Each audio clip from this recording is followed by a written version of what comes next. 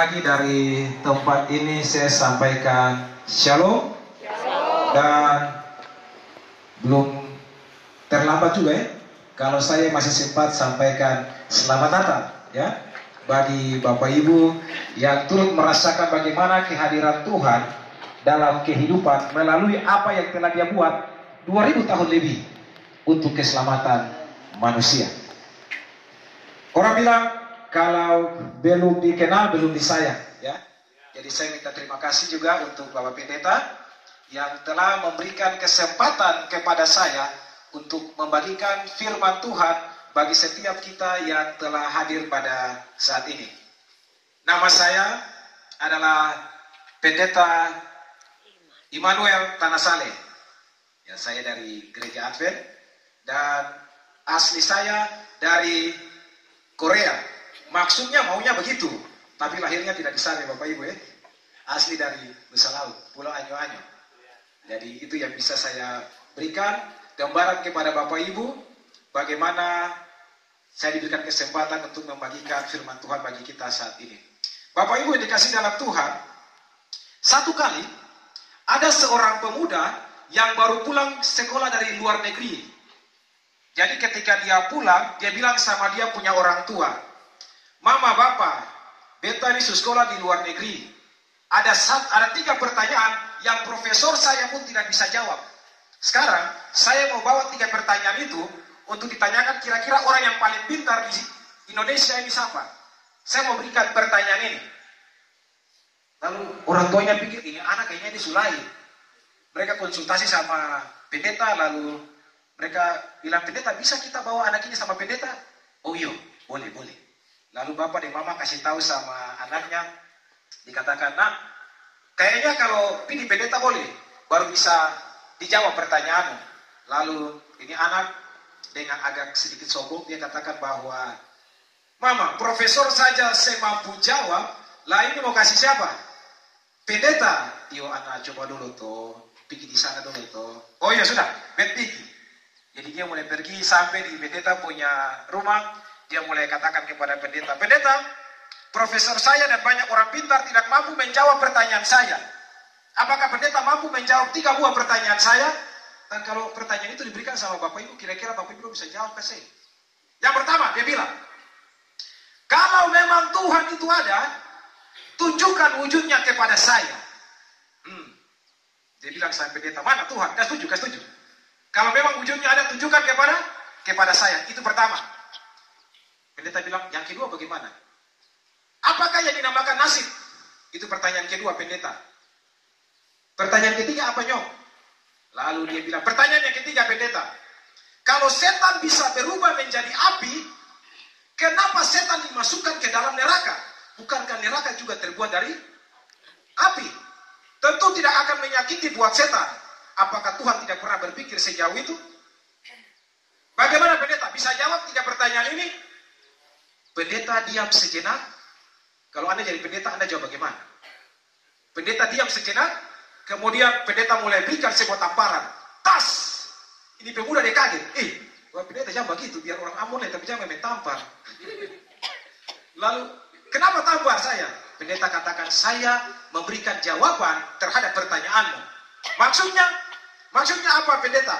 Yang pertama, jawaban yang pertama. Anda rasa sakit? Iya, saya rasa sakit. Tunjukkan wujud rasa sakit itu. Tidak bisa. Ya, begitulah Tuhan. Anda rasakan hadirat Tuhan, walaupun Anda tidak lihat wujudnya. Terjawab pertanyaan pertama.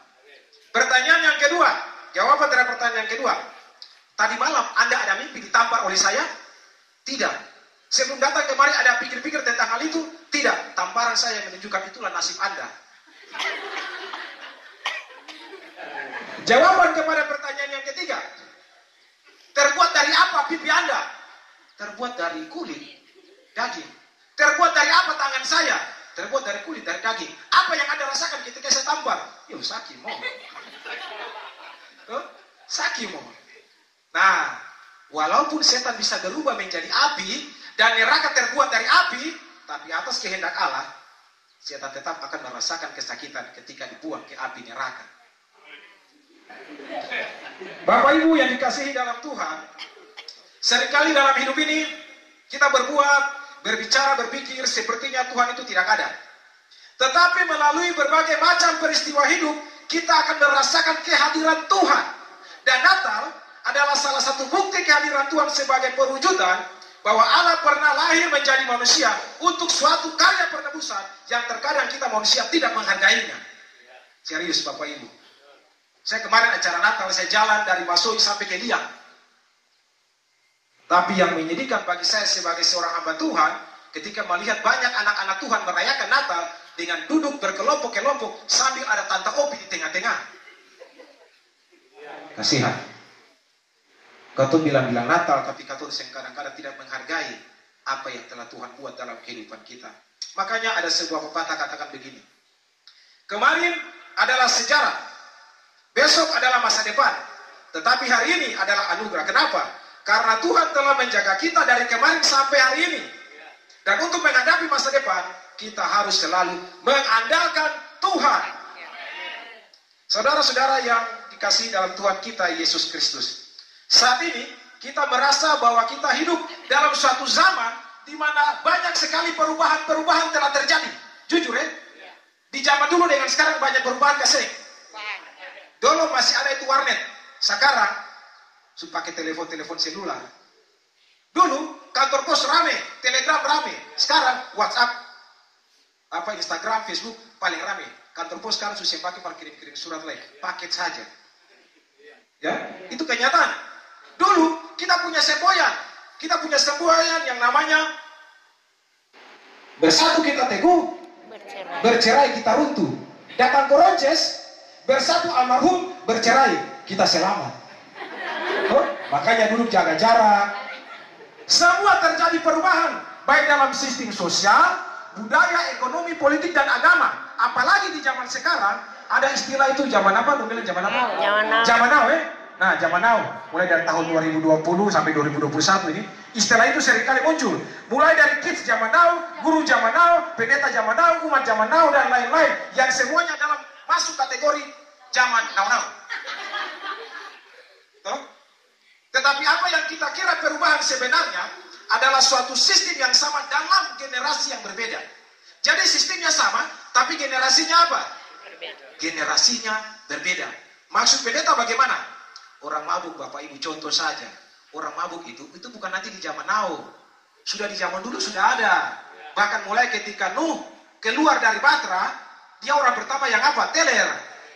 Betul tak? Kita mencatat toh? Dia orang pertama yang itu sudah ada. Cuma zamannya namanya saja beda. Tapi modelnya sama. Apalagi sodomi. Itu bukan nanti di zaman sekarang baru terkenal.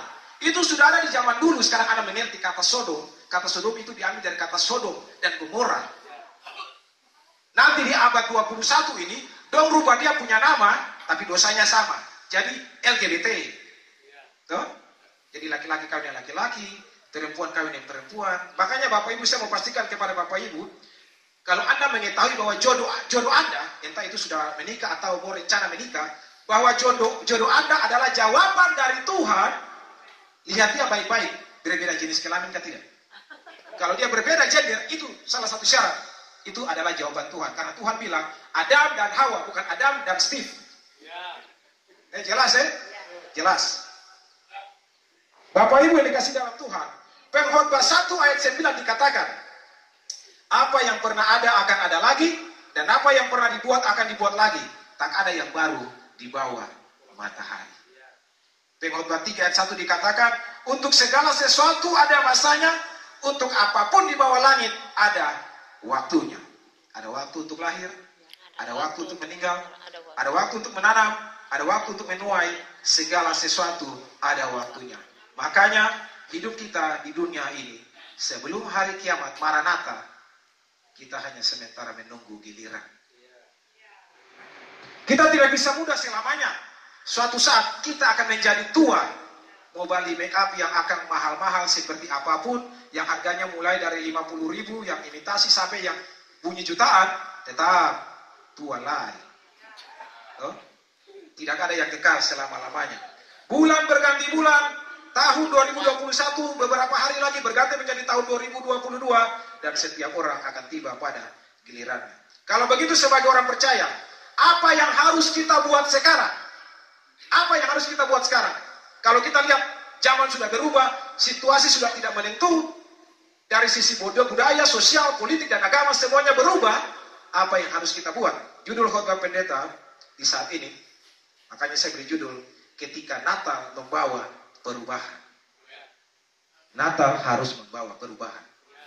Ya. Sekali lagi judul khotbahnya apa? Natal. Ketika Natal membawa perubahan. Jadi ketika Anda keluar dari gereja ini, rubah kebiasaan lama digantikan dengan kebiasaan baru. Manusia lama ditinggalkan dan digantikan dengan manusia baru. Saudara-saudara yang Tuhan Yesus kasihi, tugas kita sebagai orang beriman yang hidup di zaman now adalah tetap meluruskan kebenaran. Jangan hidup bengkok-bengkok. Karena sekarang kita hidup di akhir zaman di mana tontonan jadi tuntunan dan tuntunan jadi tontonan. Maksud pendeta apa? Saya suka kasih yang contoh-contoh praktis. 4 bulan lalu ada sebuah lagu yang paling terkenal di Maluku. Bahkan di kalangan super-super auto itu suka putar. Ada muncul juga di HP-HP anak-anak muda itu suka download MP3-nya dan videonya. Dia punya judul lagu kalau saya salah yang biasa dong menyanyi itu Bet cinta saya, Bet cinta saya tapi nyaman dan dia. Kalau saya salah begitu ya. Beta cinta saya tapi nyaman dan dia. Tapi nyaman dan dia. Ini nih, tuntunan jadi tontonan. Tontonan jadi apa? Kalau dulu orang dengar barang begitu, orang rasa sebaik. Masa sekarang lu menyanyiakan. Dong pikir itu bagus. Zaman sudah terbolak-balik. Hati-hati anak-anak Tuhan. Jangan terpengaruh dengan situasi apapun. Karena kita harus hidup di zaman, walaupun itu zaman bengkok, umat Tuhan tetap harus lurus. Silakan orang lain bengkok, yang penting iman saya dengan Tuhan lurus. Dan itu yang paling penting. Kalau saya yakin bahwa hanya Tuhan satu-satunya penolong, saya akan minta tolong kepada Tuhan. Kalau saya tahu bahwa Tuhan akan memberikan kekuatan, maka hanya kepada Tuhan saya minta kekuatan. Saya tidak akan pernah takut kecuali hanya kepada Tuhan. Saya tidak akan pernah minta rezeki atau pasang togel kecuali hanya kepada Tuhan. Masih ada pasang togel? Jadi kalau rezeki datang dari Tuhan, minta Tuhan yang kasih. Berdoa dan bekerja. Saya tidak akan melarikan persoalan kecuali hanya kepada Tuhan. Kalau kita semua orang Kristen berkomitmen seperti ini, maka tidak pernah akan ada tempat bagi iblis dan antek-anteknya. Kalau semua orang mengandalkan Tuhan. Contohnya, waktu saya sadar di tiangnya rubuh, saya rubuh. Kalau saya sadar sama orang korupsi, dia ditangkap, saya jatuh miskin. Saya sadar sama jenderal, karena bapak saya jenderal, orang-orang penting. Sadar sama dia pensiun, Anda game over. Tapi kalau sadar pada Tuhan, Tuhan tidak akan pernah berkurang nilainya, dan Tuhan tidak akan pernah mengecewakan Anda. Manusia mungkin bisa mengecewakan Anda, teman curhat pun bisa menjadi seorang pedang bermata dua. Tetapi Tuhan tidak pernah berkhianat dan mengecewakan Bapak Ibu. Mungkin ketika ketemu datang kemari, atau mungkin ada merasa marah, kesal. Tuhan, beta marah, kenapa beta pun nasib seperti ini? Beta kecewa Tuhan, kenapa harus tantangan masalah-masalah seperti ini harus beta hadapi? Beta ini anak Tuhan loh. Ini realita hidup di dunia yang berdosa Bapak Ibu. Walaupun terkadang mungkin kita rasa kecewa dengan masalah yang ada. Dan seringkali niat hati mau menyalahkan Tuhan. Bahkan mungkin kita sudah salahkan Tuhan. Tuhan tidak pernah salahkan kita. Mungkin kita marah Tuhan, tapi Tuhan tidak pernah marah kita Bapak Ibu. Allah itu sungguh kasih, sangat baik. Bagi setiap anak-anak Tuhan tidak ada batasannya. Dosa sebesar apapun, pengampunan lebih besar daripada dosa itu. Oleh karena itu, saudara-saudaraku seiman, sesulit apapun kehidupan, hanya Tuhan satu-satunya tempat kita berharap.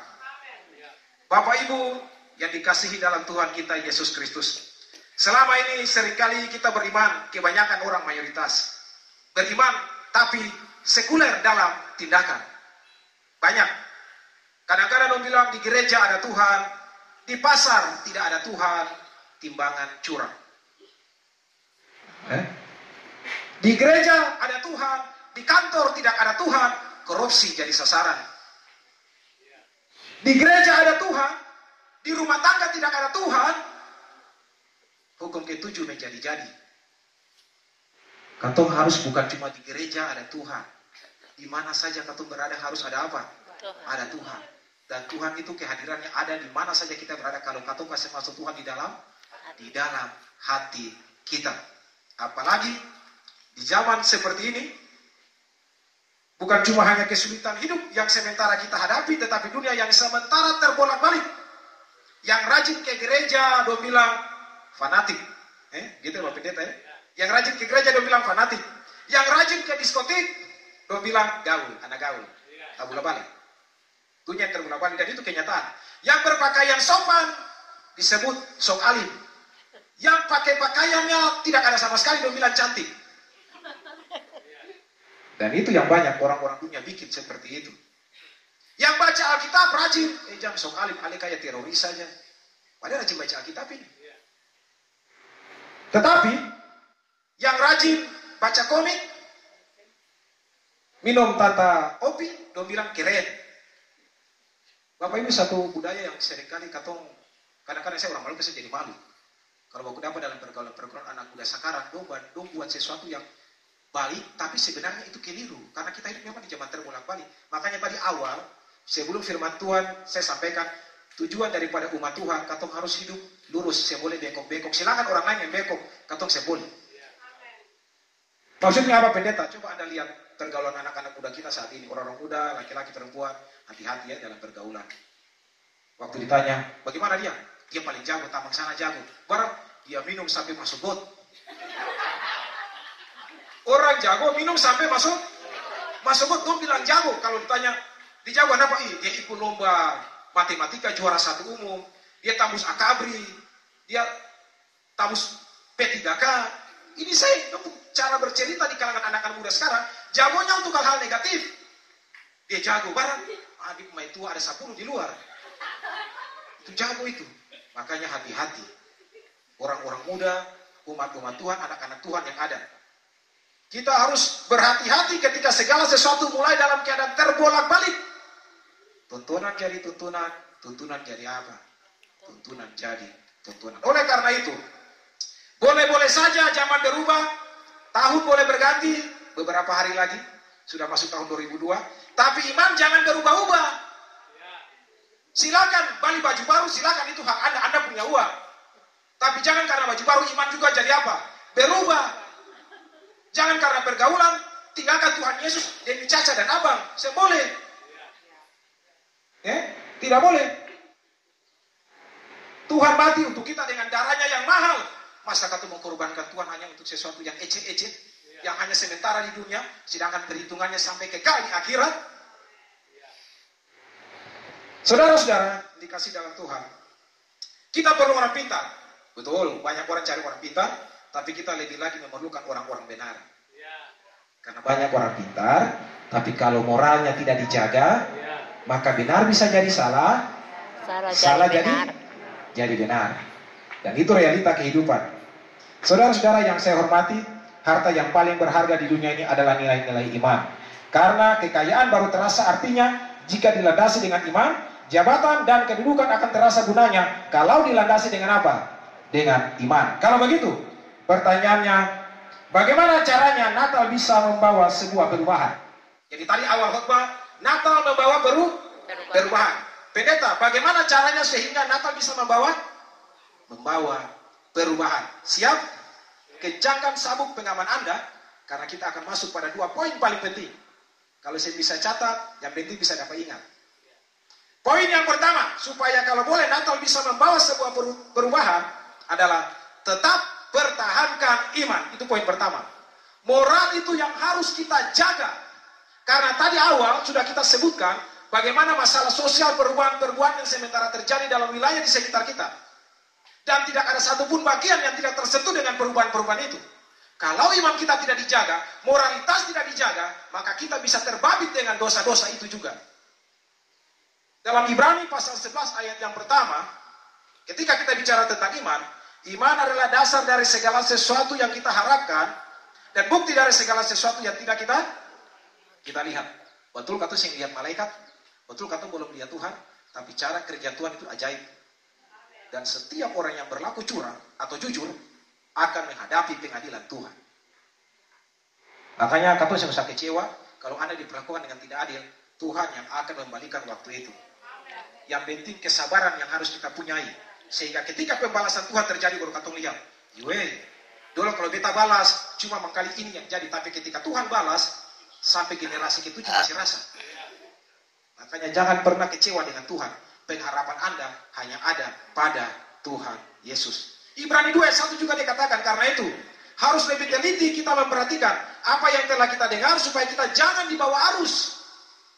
Sebelum masa-masa ini terjadi, goncangan-goncangan iman mulai terjadi. Alkitab sudah memberikan nubuatan-nubuatan tentang manusia yang akan hidup di akhir zaman.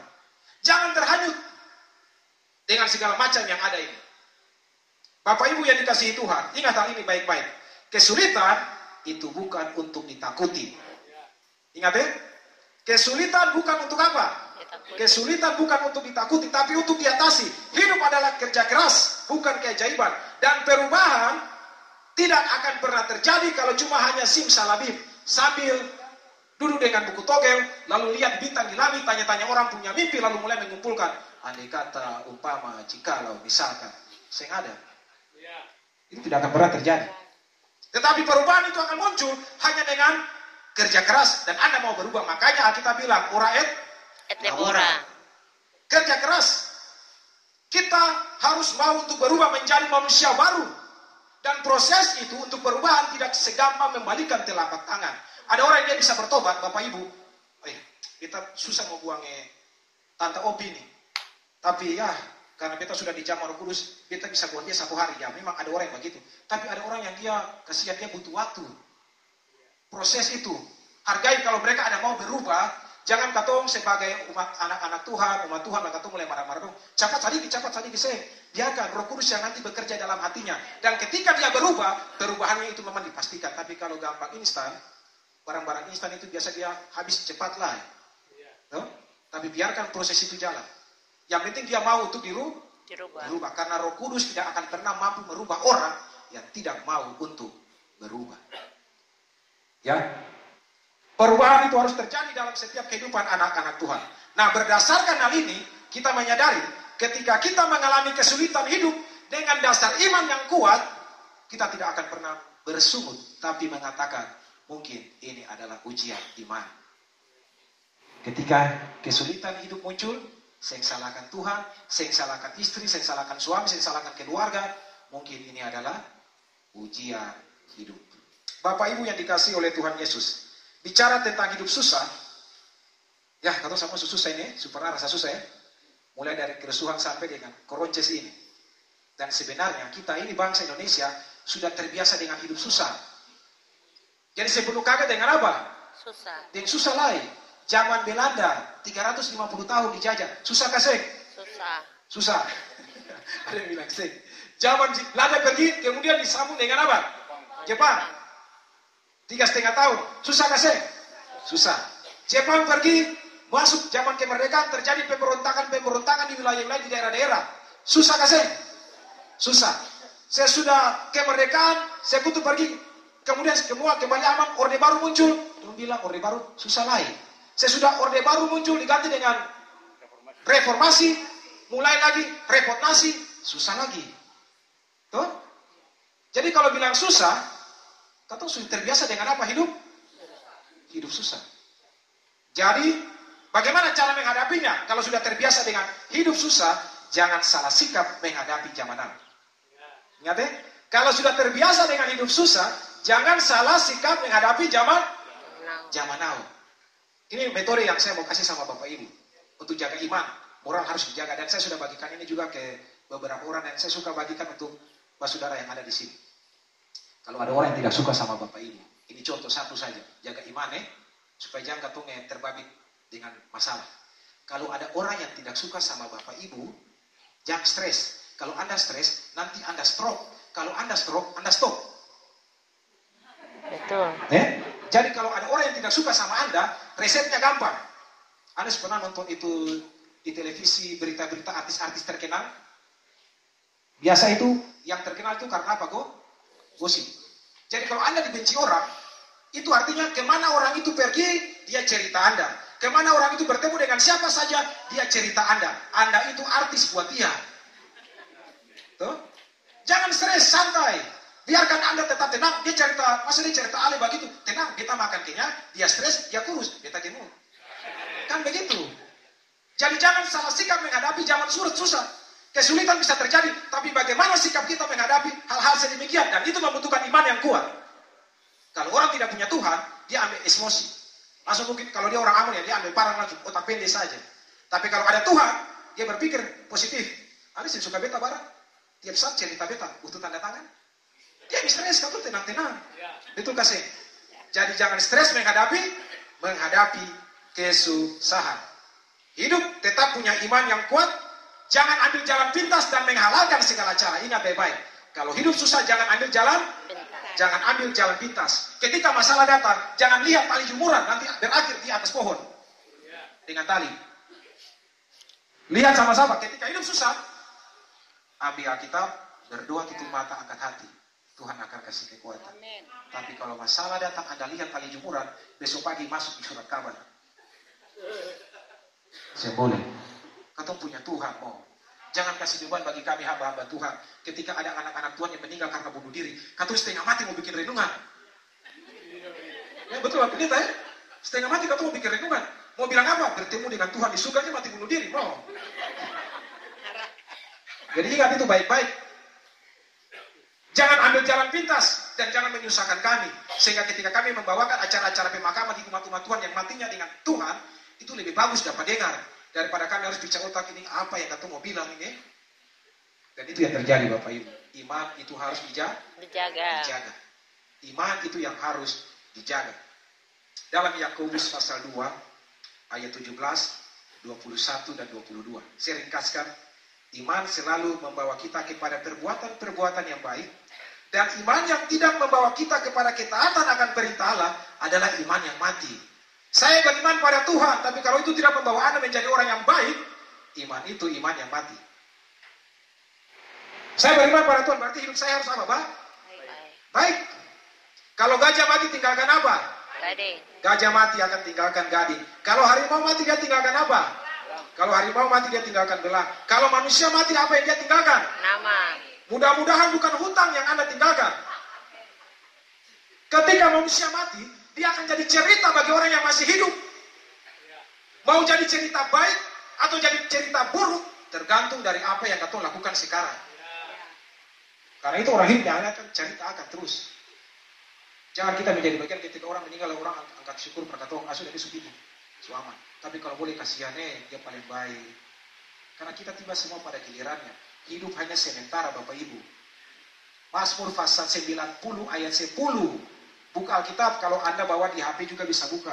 Masa hidup manusia itu berapa lama?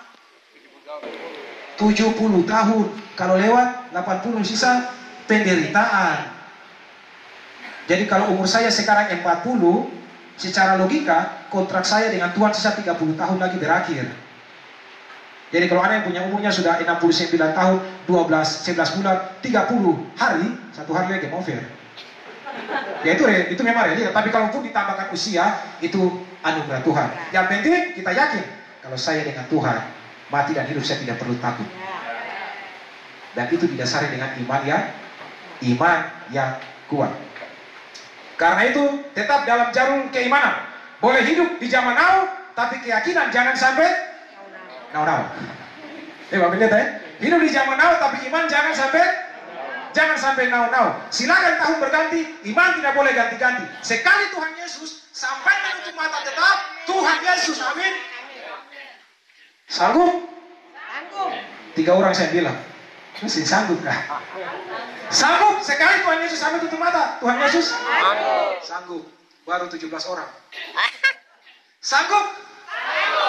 Kalau Bapak Ibu sanggup, baru kita masuk di bagian kedua. Kalau tadi Anda tidak sanggup, saya mau tutup. Bapak Pendeta ya. Tapi karena Anda bilang Anda sanggup, kita masuk pada poin terakhir. Dan mudah-mudahan renungan ini menjadi kekuatan iman bagi Anda dan menjadi kabar baik damai di hari Natal ini.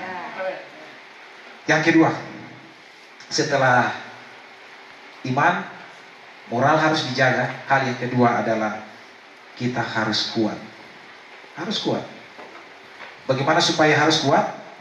Persatuan dan kesatuan harus dijaga di antara anak-anak Tuhan. Ingatan yang katong bisa kuat cuma jika kita bersatu. Jadi kalau lihat ada anak Tuhan satu mulai melenceng-melenceng, jangan hakimi dia. Berdoa per dia, kunjungi dia, menangis dia kalau memang dia butuh tangisan Anda. Rangkul dia, bawa dia, jangan hakimi dia. Dan kita hanya bisa jadi kuat jikalau anak-anak Tuhan bersatu. Anak-anak Tuhan bersatu. Kalau Anda baca dalam Kisah Para Rasul pasal 2 ayat 46 dan 47 dikatakan, dengan bertekun dan dengan sehati mereka berkumpul tiap-tiap hari dalam bait Allah. Mereka memecahkan roti di rumah masing-masing secara bergilir dan makan bersama-sama dengan gembira dan dengan tulus hati sambil memuji Allah, dan mereka disukai semua orang. Jadi ketika kita bersatu, kita kuat, kita akan disukai oleh semua orang.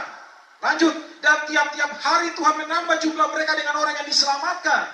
Ketika umat-umat Tuhan bersatu, mereka disukai oleh banyak orang dan jumlah mereka bertambah. Baik pendeta, ini firman Tuhan katakan. Saudara-saudara, perhatikan ayat ini. Ketika umat-umat Tuhan bertekun dengan sehati, gembira dengan tulus hati, persatuan dan silaturahmi terjadi. Tuhan menambahkan jumlah mereka dengan orang-orang yang akan diselamatkan. Artinya, jika gereja itu bertumbuh, maka sebenarnya anggota-anggota gereja itu sendiri harus bertekun dan sehati satu dengan yang lain. Makanya, kalau Natal membawa perubahan, ketika nanti kata kalau dari sini jam aku marah lagi Bapak Ibu, cukup tinggalkan itu di hari kemarin. Kau pegang tangan selalu memaafkan. Bapak minta maaf kalau mungkin kita lalu tindakan kata-kata susah, kita minta maaf. Polo kata saudara si Iman, katakan kita memang sudah terlalu jahat beralih dulu. Tapi hari ini kita minta ampun juga, minta maaf. Kata orang saudara, coba Anda lihat kiri kanan Anda. Coba saya minta tolong berpartisipasi. Anda lihat kiri kanan, buka belakang. Lihat yang ada orang di sekitar Anda. Anda lihat kiri kanan. Sekarang Anda pegang tangan lalu Anda bilang, Selamat Natal. Coba pegang tangan lalu bilang, Selamat Natal. Selamat Natal. Ya? Pegang tangan lalu bilang, Selamat Natal. Sudah? Bapak Ibu rasa bagaimana ketika saya mau sampaikan air mata saya rasa mau keluar. Karena saya paling senang melihat setiap anak-anak Tuhan, walaupun mungkin kita beda denominasi, tapi kita percaya Tuhan Yesus semua, kita satu. Saya ketika saya melihat ketika anak-anak Tuhan bersatu, saya rasa terharu. Ketika kita mengucapkan Selamat Natal saudara, kita punya saudara itu kasihan. Jadi kalau kata marah satu dengan yang lain, siapa marah siapa? Hanya saudara yang mau marah dengan saudara. Mari kita saling memaafkan satu dengan yang lain. Dan itu yang paling Tuhan Yesus harapkan. Itulah yang menjadi bagian dalam doanya ketika dia berdoa. Biarlah kiranya umat-umat Tuhan saling bersatu dengan yang lain. Saling memaafkan satu dengan yang lain. Walaupun mungkin di dalam gereja ada orang Ambon, ada orang Jawa, ada orang Toraja, ada orang Manado, tapi kita diikat dalam tali persaudaraan Tuhan Yesus yang lebih daripada hubungan darah. Kadang-kadang saudara kandung pun katong minta tolong dong agak lama membantu. Tapi kalau saudara seiman, ketika Anda susah, dia orang yang pertama yang akan bantu Anda. Makanya mari katong jaga katong persekutuan ini. Jangan baku-baku marah satu dengan yang lain. Karena kalau katong baku marah, katong lemah. Kalau lemah, setan bikin hancur. Anda tahu, hidup itu jadi berkat dan kutuk. Berkat dengan berat itu cuma tergantung dari katong pun inisiatif hidup. Saya kasih ajar Anda rumus berikut. Berat, hidup itu berat kasih. Ketika semua berubah terjadi, yang tadinya ada kerja bagus-bagus di PHK, berat kasih. Berat. Bisa berubah jadi berkat kasih itu berat. Bisa. Berat bisa berubah jadi berkat, bisa. Ketika coba Anda lihat berat tiba-tiba jadi berkat, apa yang bikin rubah? Huruf K. Berat taruh K di tengah, berat jadi apa? Berkat. K itu siapa? Kristus. Ada amin untuk Tuhan? Amin. Jadi jangan pernah takut kalau hidup Anda berat. Karena kalau ada Kristus, berat berubah menjadi berkat. Yang berikut, doa. Di rumus berikut lain, doa. Orang yang suka berdoa, tapi kasihan, dia bisa berubah menjadi dosa. Yang tadinya alim, bisa berubah. Apa yang bikin doa jadi dosa? S itu siapa? Setan. Setan. Jadi kalau Anda orang yang suka berdoa kasih masuk setan, Anda orang berdosa. Langsung bikin dosa. Hidup adalah pilihan. Berat silakan, tapi kalau Kristus masuk, berat jadi berkat.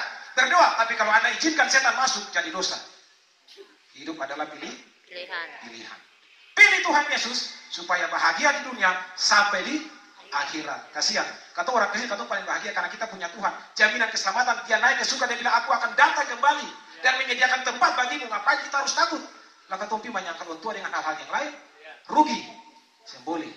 Makanya awal tadi saya katakan sekali Tuhan Yesus sampai menutup mata tetap Tuhan Yesus. Tetap Tuhan Yesus. Jangan pernah berubah-ubah. Ingat hal ini baik-baik. Sekelompok masyarakat, sekelompok orang beragama akan dinilai dari cara mereka memperlakukan seseorang di antara mereka. Dalam Galatia 6 ayat 10, karena itu selama masih ada kesempatan bagi kita, marilah kita berbuat baik kepada semua orang, tetapi terutama kepada kawan-kawan kita seiman. Siapa yang bilang? Firman Tuhan. Kalau firman Tuhan yang bilang berarti Tuhan yang bilang ya. Galatia 6 ayat 10. Ingat baik-baik ini ayat ini, saya baca ulang. Karena itu selama masih ada kesempatan bagi kita, marilah kita berbuat baik kepada semua orang, tetapi terutama kepada siapa? Kawan-kawan kita seiman. Jadi kalau Anda lihat anak saudara seiman, ada yang susah, bantu dia. Kalau orang luar ya nantilah ikut. Yang penting utamakan keluarga seiman. Jangankan orang luar, keluarga dulu. Contoh. Mama ada baju cuci basah-basah, pakai yang paling banyak. Bapak, tolong bantu mama cuci baju kah? Aduh bapak capek, pulang belakang kemarin katong ada kurve sedikit, jadi lalah, saya bisa bantu mama. Oh ya sudah, mama baju cuci tamu-tamu. Tiba-tiba pengumuman dari negeri. Tuh apa bunyi? Hari ini ada kerja bakti, semua laki-laki keluar pakai pacul. Langsung bapak mulai ambil pacul, bapak bilang, karena saya sebagai anak Tuhan yang baik, saya harus berbakti kepada bangsa dan negara. Jadi ini perintah dari pemerintah negeri, saya harus kerja bakti. Dia keluar, kasihan. Tadi istri minta tolong, saya mau bantu. Pemerintah negeri bikin tua kerja bakti, dia mau keluar bantu. Kira-kira perbuatan kasih kah atau perbuatan makan puji dia buat? Makan puji. Ingatlah, kadang-kadang katong lebih banyak makan pujinya daripada kasih. Dan jadi jangan pada akhirnya katong bicara berbuat kasih, padahal yang katong tunjukkan apa? Makan puji. Apalagi acara Natal macam begini, sediakan apa yang ada, tidak usah paksa diri. Sampai hutang sana, hutang sini. Tamu datang, sediakan makanan yang enak-enak. Setelah tamu pergi, kasihan bini dengan anak makan bubur. Itu bukan perbuatan kasih, tapi makan puji. Harus kita lihat keluarga kita. Kerukunan dalam bentuk apa? Kerukunan antar keluarga, kerukunan antar umat seagama, kerukunan antar umat beragama, maupun antar umat beragama dengan pemerintah. Jangan saling sikut-sikut satu dengan yang lain. Karena umat Tuhan, saling tolong-menolong, bukan saling baku-baku potong. Saling tolong, menolong. Bapak Ibu yang dikasih dalam Tuhan. Hari ini, segala hal akan kita dapati dalam hidup. Dan mungkin, ada banyak yang akan berubah. Tetapi, himbauan Tuhan bagi kita saat ini, melalui renungan yang kita telah dengarkan, untuk kita jangan saling bermusuhan, kita tetap jaga iman kita tetap kuat, jaga persatuan di antara sesama umat-umat Tuhan. Dari uraian singkat yang telah Anda dengarkan, mengakhiri khotbah ini, saya buat 2 kesimpulan penting. Yang pertama, kalau ada intan yang paling berharga dalam kehidupan ini, itu tidak lain karena keyakinan. Hidup jadi indah, hidup jadi berarti kalau didasari pada iman kepada Tuhan Yesus. Yang kedua, tetap menjaga kerukunan. Sesulit apapun persoalan yang Anda hadapi, kita harus tetap menjaga semangat kebersamaan, persatuan sebagai umat Tuhan. Perbedaan adalah sesuatu yang wajar, yang harus dihormati sebagai bagian dalam kehidupan sosial. Tapi jangan karena perbedaan menjadi sebab kita bermusuhan dan terpecah belah. Boleh? Perbedaan itu wajar, tapi jangan gara-gara perbedaan katong apa? Baku-baku marah. Boleh. Ingat hal ini. Laut yang tenang tidak akan menghasilkan pelaut yang tangguh. Langit yang cerah tidak akan menghasilkan pilot yang handal. Hidup tanpa masalah tidak akan membuat orang menjadi kuat. Dekat dengan Tuhan bukan berarti tidak ada air mata. Tekun berdoa bukan berarti tidak ada masa-masa sulit. Namun dengan iman yang kuat, kebersamaan di antara umat Tuhan, mari kita sama-sama maju dalam menghadapi zaman ini, sampai Tuhan datang, kita semua ada dalam kerajaan surga.